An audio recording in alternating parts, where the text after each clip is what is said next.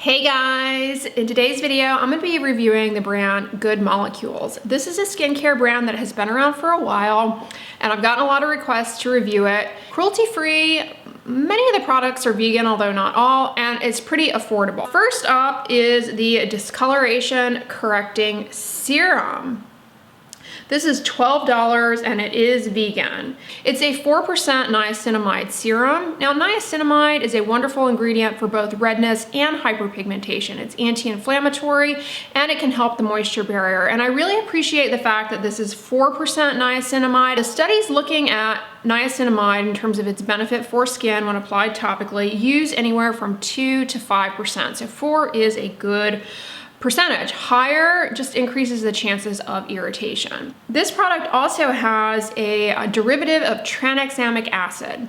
Now, tranexamic acid is something that, when taken by mouth, can be used to treat melasma, a disease of hyperpigmentation. But what about applying it to the skin as opposed to taking it by pill form? Well, the studies for that are kind of all over the place. Very, very limited data to support topical tranexamic acid for improving hyperpigmentation. You'll see it in a lot of products. There is some interest in it, and the studies are growing. There's some interest in using it with microneedling to enhance penetration.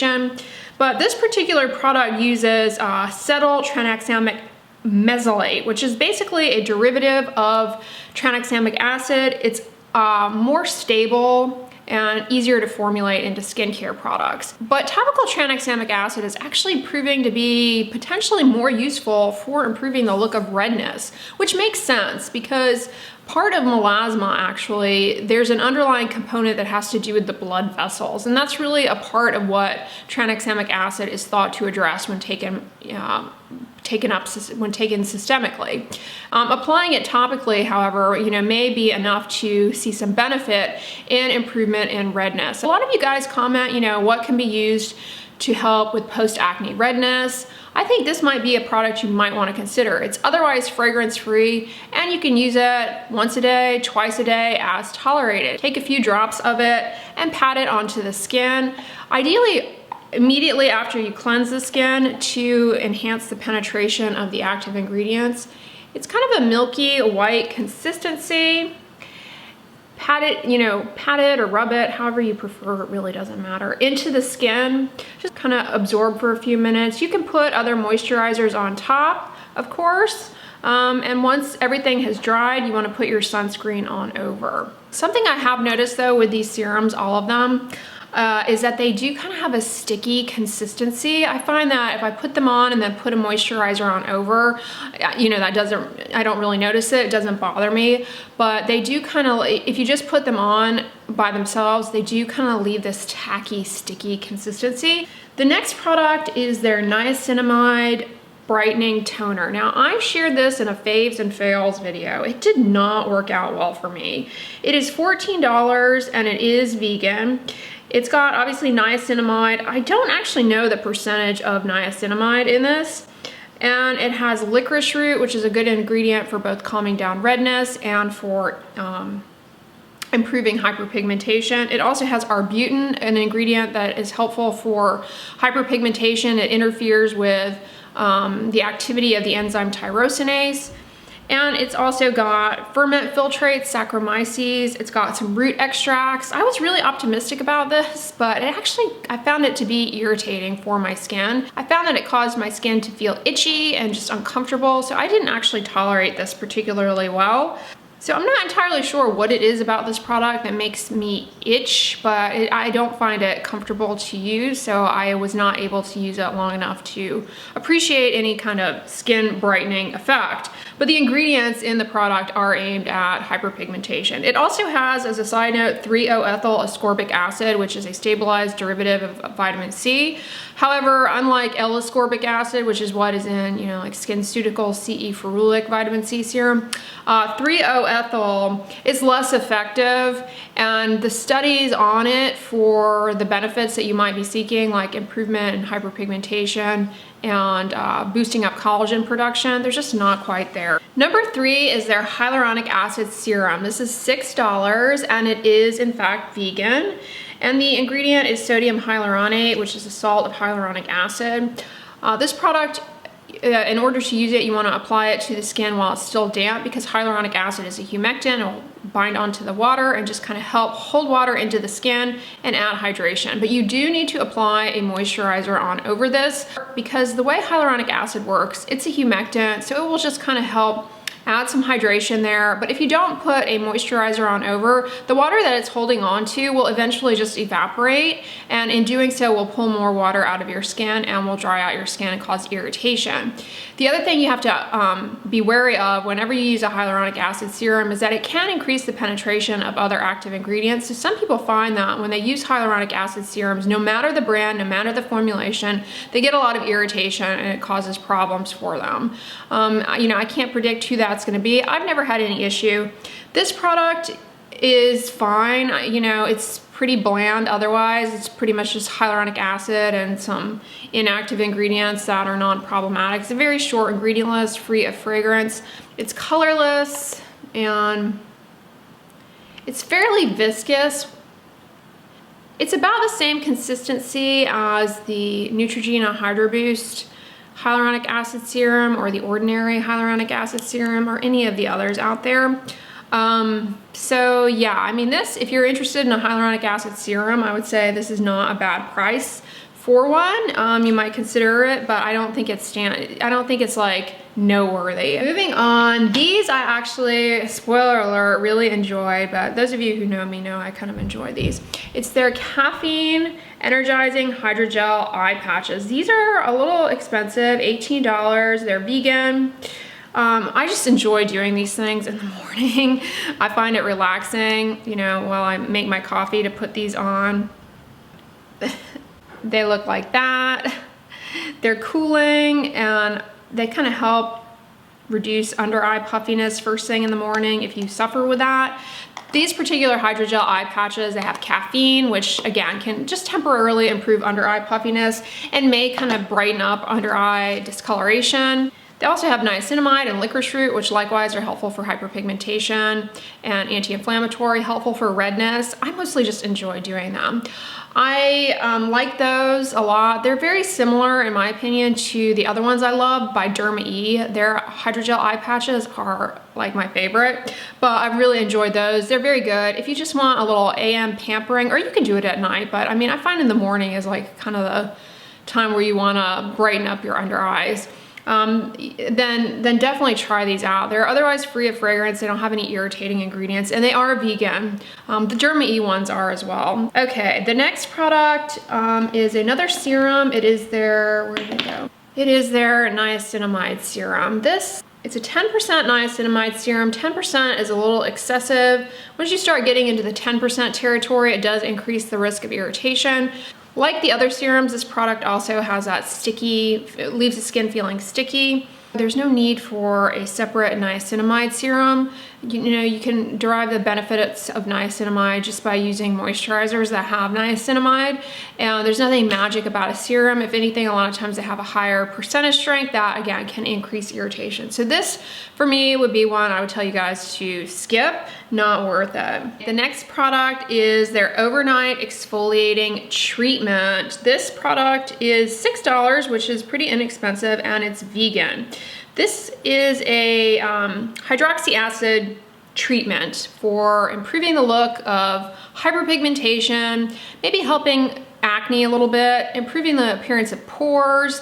If you have closed comedones, this product may be helpful. They just say 10% AHA, BHA, so I'm not sure what the percentage of salicylic acid, which is BHA, is in this. Salicylic acid, if you're not familiar, unlike alpha hydroxy acids, salicylic acid actually is oil soluble. Alpha hydroxy acids are water soluble. And so because of that, sal acid focuses in the oily surfaces. It gets down in the pore. It can help exfoliate the pore. It's really good for acne.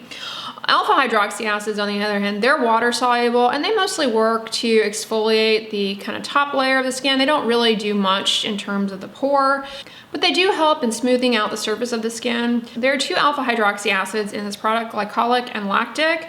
Glycolic is the smallest. That's really what's going to be doing the bulk of the exfoliating in this product as far as the as far as the non-pore locations. And then of course you've got the salicylic acid in there focusing in the pores. And the lactic acid, it can help exfoliate a little bit too, but it mostly acts as a humectant and it can soften dry, crusty stuff. As this is exfoliating your skin, it's going to increase the penetration of other ingredients. It's going to make it more likely that you will develop irritation to other products and other ingredients. So if you use this, you want to be careful to not use it alongside other ingredients, other products really. You want to be very conservative and probably just use this and a bland moisturizer. In order to use this product, just apply it to clean, dry, moisturized skin. That will help reduce the irritation from this in the evening time. Start using it one night a week, and then you can increase to 3 nights a week if you tolerate it. It's not uber aggressive as far as the peeling and exfoliating. But depending on your skin type, you may find it to be a little harsh, a little drying. So again, start out slowly with just 1 night a week, and don't combine it. Don't put it on at the same time as like retinol or other acids or vitamin C. It can be just makes it more irritating. Just make sure that you wear sunscreen. But of course you should be doing that anyway. AHAs, as a side note, they do increase your sensitivity to the sun a little bit. Okay, who is this product gonna be good for? People who just wanna, kind of improve skin smoothness, overall skin texture, improve the appearance of pores, and maybe brighten up a little hyperpigmentation. This will help kind of exfoliate some of that up out of the skin. You don't wanna use this around the eyes or to the neck. It can be very irritating in those areas.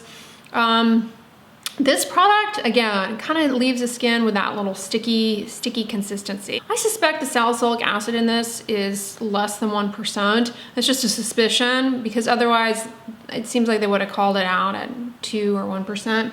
And this is very, very gentle. I think this also would be a good product to consider if you have keratosis pilaris on the face, that dry, bumpy stuff. Because the AHA in this can kind of help soften that and improve the look of KP. This is not bad, definitely worth considering. Just be very conservative with introducing it into your routine, and that will reduce the chances of problems arising. Next up is their pineapple exfoliating powder. This is kind of an interesting concept, although simultaneously frightening. It's $16. I'm not sure if this is vegan actually. It's got rice starch in it and meat tenderizer, papain, which is from papaya, a fruit enzyme that, destroy proteins and whatnot. So they have it in there for, the benefits of exfoliating, but it's not as precise as like an AHA or BHA, and it can cause a lot of irritation. This product also has pineapple fruit extract and calamine powder. Calamine powder or calamine lotion is basically a combination of zinc and ferrous oxide, which can, kind of be anti-inflammatory and soothing. So that's not really problematic. It also has 3-O-ethyl ascorbic acid in it, that more stable form of vitamin C that, people get excited over, but doesn't have much data behind it. Yeah, that's in this, but it's odd, it's like a powder that you add a little bit of, you put some in your hands, you add a little bit of water, and it does work up into this like kind of creamy lather. But yeah, overall, I would not recommend this product because the ingredients are just more likely to cause irritation. And I just don't see what benefit this yields beyond just finding a plain cleanser. DIYing a glorified meat tenderizer lather for your face, I think it can cause a lot of problems. The powder DIY thing, it's something that people get excited over, but largely problematic. All right, the next product I don't have and I have not tried is their Yerba Mate Wake Up Eye Gel. It is vegan. This is a caffeine eye gel. So imagine, it can improve the look of puffiness and hyperpigmentation under the eyes, similar to the eye patches. It has a synthetic peptide in it, acetyl tetrapeptide 5.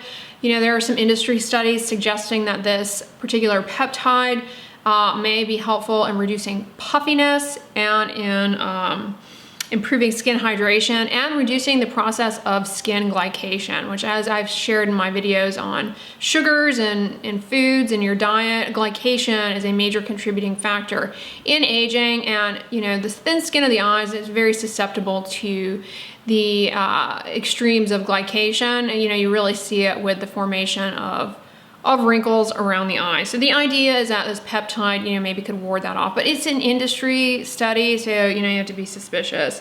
Otherwise, I mean, you know, this seems overall pretty low risk, although as I've always said, you don't need a dedicated eye cream or eye gel.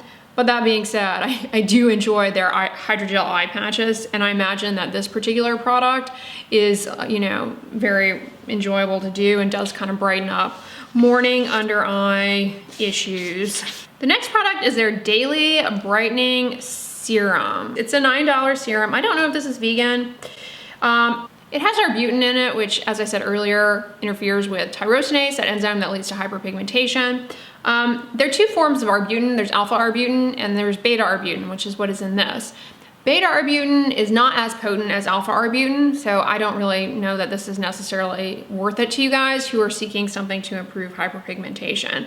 But it does have licorice root in it as well, which likewise can help in brightening up hyperpigmentation. It is also anti-inflammatory. So, you know, while I think that this is maybe not worth it, if you're really looking for something to help brighten up hyperpigmentation, I don't think it's necessarily bad. And I imagine you will see some improvement in redness with this, irritation. So I say it's kind of middle of the road, but again, not necessary. And as with anything in skincare, the fewer products you use overall, the better off you are going to be. So this would be one that I would say not to really focus too much on. The Daily Brightening Serum versus the Discoloration Serum, I mean, to me, it's kind of like you're likely to achieve the same end as far as hyperpigmentation with these. And I think that there are better products out there, honestly, as far as brightening serums than these. The discoloration one, though, as I said earlier, I do think would be a good one to consider if you're dealing with a lot of redness. But the Daily Brightening Serum, I don't know, it's just kind of underwhelming. And in my opinion, the LI Effector licorice root serum that I've talked about before, I think you see much better. At least for me, I definitely appreciate a more drastic skin brightening effect with that product than I ever did with this. All right, the next product is another one I have not tried but would love to because it looks really good. It's their Instant Cleansing Balm. This is $15. It is vegan and it looks very simple, and just from the ingredient list, I imagine it is an effective product. It's got some emulsifiers in there. That's what the pegs are. The emulsifiers help the product work up into a bit of a lather and then help the product to rinse off the skin. So I do think that this would be a good cleansing balm, and it's got shea butter in it and sea buckthorn oil, which are great for the skin. But comment below, and if you've used it, just based on the ingredients, it does look really good. The Ultra Hydrating Facial Oil. This is $10. It is vegan. And this, you either like using facial oils or you could care less. I could care less. I don't use them. Oils, as I've said in many videos, they're emollients. They really just smooth down dry skin cell edges, kind of can brighten up the look of your skin, but they don't quite do the work that a full-blown moisturizer does. Their enthusiasm for a lot of plant oils is that they are rich in antioxidants, which can help fight off inflammation and free radical damage. But one thing you have to be wary of when it comes to plant oils is that they're not pure reproducible substances. There's a tremendous amount of variability depending on where the plants are sourced, what time of the year that they're harvested from processing the oil, etc. And there's no way to really know how this was made and to what extent the beneficial compounds are going to be present. But all that being said, this particular hydrating facial oil, it has two oils. It has tea seed oil and it has sea buckthorn oil. Tea seed oil is really popular in like Japanese skincare, rich in polyphenols and antioxidants. And then sea buckthorn oil, at least if it's derived from the berry, is rich in omega-7 fatty acids. Specifically, if the berry comes from a plant grown in Central Asia or the Baltic, that's where you can really get the highest concentration of the omega-7 from the berry. But I'm not really sure where this sea buckthorn comes from, so there's that, but it likely has some omega-7 and rich in omega-6 linoleic acid, which is helpful for lipid synthesis in the skin.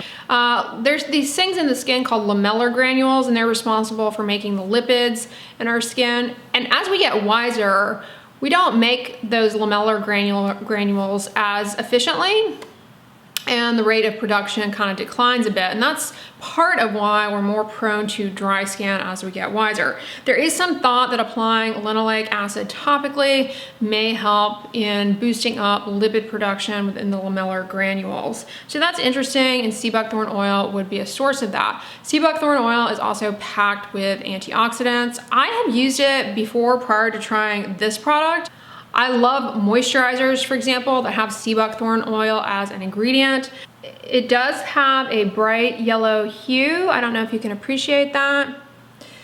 And be mindful, for some people with acne, plant oils can aggravate the acne. And because plant oils are not a pure substance, they can degrade and become irritating and problematic. Long story short, if you want to try a facial oil, I think this is good. Okay, the next product I mentioned in a recent video, Faves Fail video, is their silicone-free priming moisturizer. This was so-so for me, but it's not a bad product. It is basically a moisturizer with shea butter and niacinamide. It's $14 and it is vegan.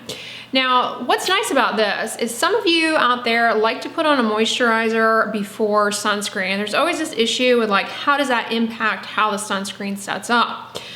Certain moisturizers that are heavy with the silicones, they can actually make it so that your sunscreen pills. I don't know if you guys have ever experienced that, but I definitely have myself. The pilling issue. I have a video as a side note on how to reduce pilling with sunscreen. Peeling up, you know, or it's kind of like those little rough, seedy granules of sunscreen kind of sloughing off and not laying down properly. So using a moisturizer like this that is free of silicones is probably going to be beneficial to you if you find that sunscreen alone is just not moisturizing enough in the morning and you want something underneath it that will moisturize and hydrate. I mean, it's called a priming moisturizer. I imagine for people who use makeup as something to put on before makeup, but you should be putting sunscreen on before makeup. So this, you know, you could use first, allow it to absorb, and then put sunscreen on over it. I think it would be a moisturizer that shouldn't cause pilling or balling. I've tried it numerous times and never had any issue with any of my sunscreens, including those that are water resistant and including those that are silicone predominant.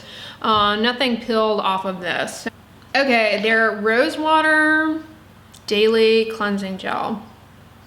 Rose water is super trendy ingredient. It is fragrance, you guys. It, you know, it does have fragrance compounds in it. So if you are allergic to fragrance, you will want to avoid this. It's $12 and it is vegan. But, you know, as I've said in other videos, fragrance and cleansers is also an issue if it's provided you don't have sensitivity to fragrance. Fragrance and cleansers, wash-off products is less of an issue. I actually really enjoyed this. I found it to be an effective, gentle cleanser. It does have pineapple fruit extract. Fruit extracts like pineapple fruit, they can be irritating, but I didn't have any issue with it. I found it as an effective cleanser for removing cosmetics or water-resistant sunscreen in my case, and mascara. And I found it was very gentle and was not drying. I actually really like this and I would recommend this. And it's not too expensive, $12 for a cleansing gel. I'm a fan of cleansing gels, you guys know, I really enjoy them. As a matter of fact, you could probably pair that with the cleansing balm if you just wanted a nice way to further wash off the cleansing balm. I think that would be a good mix. Okay, the clarifying cleansing bar. I have one here that I haven't used, but I have tried this. I've tried a sample of this before, actually. This product, it's something that I think, you know who I think would enjoy using this, see benefit, and claim it was like their holy grail, are people who have acne on the body or people who have tinea versicolor, that little pesky skin condition that flares with humidity. Because it's got some ingredients that help absorb excess oiliness like kaolin. It has salicylic acid, which can help with reducing oiliness.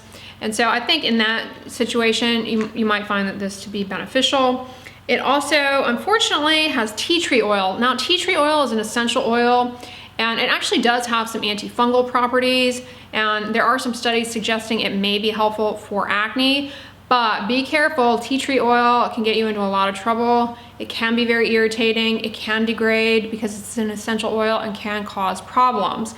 So a word of caution about the tea tree oil, and it also has rose oil, which is an essential oil and fragrance. So those two ingredients, you know, they could cause irritation, but in a wash-off form, less likely to cause problems than in a leave-on form, but still just be aware of it. Otherwise, this product actually is not super drying. It does kind of help reduce oiliness, greasiness, but it doesn't dry out your skin. I actually think it's a pretty good cleansing bar. If you have, you could use it on the face. They also have another cleansing bar that I also tried the sample of, but I have another one here. This is their Hydrate and Cleanse bar. It's got shea butter in it, and it also has honey in it. Now, honey makes this obviously not vegan, so you would, you know, want to avoid it, but honey is actually very moisturizing. It's rich in humectants. And this product has sweet almond oil in it, an emollient. Yeah, I actually enjoyed this. I didn't find it to be drying. I think it's a good facial bar. If you enjoy using bar soap to wash your face, this would be a good one to consider. And again, for those of you who want to reduce the dependence on packaging, I think that's a good facial bar to consider. Okay, the vitamin C booster powder. I'm not going to talk about this because I have a video on vitamin C powder and why you shouldn't waste your time. So rather than reiterate those points, I'll link the video down below, but long story short, skip this. Rosehip seed oil, super popular, but the claims that it acts like retinol or that it has all of these anti-aging properties, mostly hype, not substantiated. I'm not saying it's not possible, because rosehip seed oil is actually very rich in antioxidants and rich in unsaturated fatty acids. It can be very good for the moisture barrier, but there's not the data there to really support a lot of the claims about using rosehip oil. So if you're somebody who loves using rosehip oil, by all means, it's fine to do so. It's not something I use in my skincare routine, but I did try out their pure cold pressed rosehip seed oil, and I thought it was pretty good. It's $10, which I don't think is inexpensive.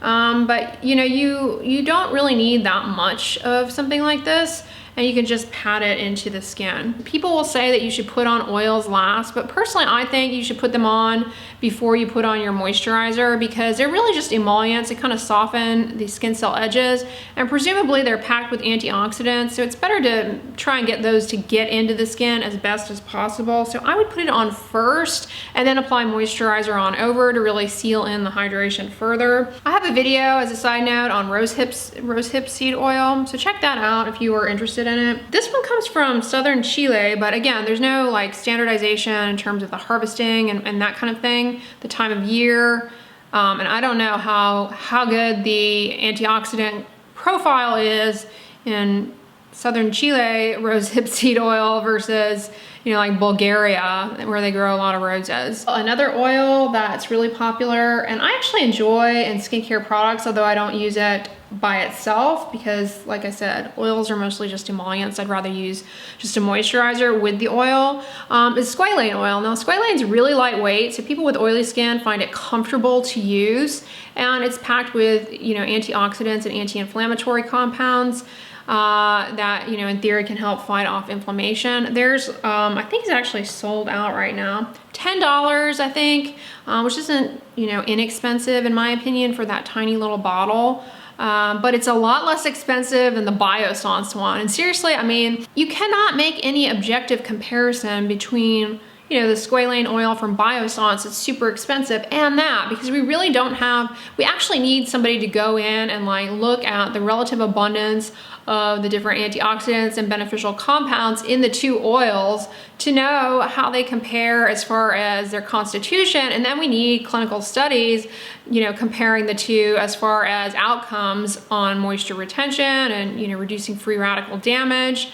But we're never gonna get that. All right, the next product I haven't tried, it's their Super Peptide Serum. This is a vegan peptide serum. I've got videos on peptides, and there are a variety of different synthetic peptides out there. Some of them, there's actually evidence that they can get into the skin and boost up collagen production, namely matrixyl. And there are others out there, you know, I already mentioned one earlier that was in the eye gel. By and large, peptides help with moisture, with the moisture barrier. They're humectants, so they help improve skin hydration. At the end of the day, they all do that. This one's got acetyl octapeptide 3, aka SNAP8. Now this is a peptide that the manufacturer claims kind of helps in reducing wrinkles from repetitive motion, but whether or not that's actually true, I mean, the studies, they're industry studies, and they used a very, very high percentage of this peptide, much higher than what would be present in like a product. So it's really hard to know that it's actually doing that. And then the other peptide is argireline. Argireline is the one that they have always claimed to kind of be like a topical Botox. And studies show that that actually doesn't get into the skin particularly well. So let's be honest, argireline is mostly acting as a humectant in this product. It's also got copper peptides in it, which may get into the skin and help boost up collagen production. A word of warning though about using products with copper peptides: if you apply them alongside your L-ascorbic acid, so your expensive vitamin C serums, there is a risk that the copper will accelerate the rate of degradation of the already unstable L-ascorbic acid. So don't apply these, you know, at the same time in your routine. Do the L-ascorbic acid vitamin C serum in the morning and the copper peptides at night. But long story short, I would not recommend this product because it has bergamot oil in it, which is fragrance, and it's a very problematic fragrant oil actually. It can contain compounds in it that are phototoxic, although the manufacturers will claim they have filtered that out. But it's like, why are we still using bergamot oil in skincare products? I can see, you know, loving it for perfume. So just let the perfume industry use it. It doesn't need to be a part of skincare products, in my opinion. It's just like, yeah, I mean, it doesn't benefit the product as far as from a skin perspective to have bergamot oil in there. There's only the potential for risk, not only of, like I said, the phototoxicity thing, but just allergy, irritation, and whatnot. So yeah, I would not recommend their peptide serum. Last but not least, the BHA Clarifying Gel Cream. I have not used this either, but it does actually look pretty promising. It's only 0.4% salicylic acid. It's very low. That will help in improving the appearance of pores and improving the appearance of oily skin, and can help in removing some superficial hyperpigmentation. And this product also has licorice root in it, which helps with hyperpigmentation and redness. And it also has centella, which is anti-inflammatory and is thought to help with healing. Now, this is a product that I think might be worth considering if you have acne that is not super active, but kind of still healing. You've got some hyperpigmentation, maybe some persistent redness. This product I think may be beneficial. It will help kind of accelerate the rate of clearance of the hyperpigmentation through the low percentage of salicylic acid without being too irritating or too drying. You've got the centella there, which is thought to help with healing. And then you've also got the licorice root in there that's gonna calm down excessive inflammation and irritation, help with the redness, and help with the hyperpigmentation. It's $10 and it is vegan. So, you know, that one looks promising, but again, I've not tried it and I think it's sold out. I'm not entirely sure. All right, you guys, those are all the products. Overall, you know, this brand, it's not bad. They have some good products, some products that are promising. The thing that always stood out to me the most about the serums is they are kind of sticky. And, you know, they do have a few products that are just like, no, this is clearly a cash grab thing for, you know, hype, like, ooh, the powder trend, which I'm not about. And, you know, I really don't understand why they put bergamot in their peptide serum. It seemed like they're just, you know, shooting themselves in the foot on that one, because peptide serums are super popular. They're often expensive. And, you know, that's just something in the peptide serum that is just more likely to cause problems for people. Kind of ruined it, in my opinion, even though I've never used it. So yeah, share in the comments below your experience with this brand. I know you guys have been asking me about it for, you know, over a year now, so I finally got around to reviewing it for you guys. I hope you enjoyed this video. If so, give it a thumbs up, share it with your friends, and as always, don't forget, sunscreen and subscribe. I'll talk to you guys tomorrow. Bye.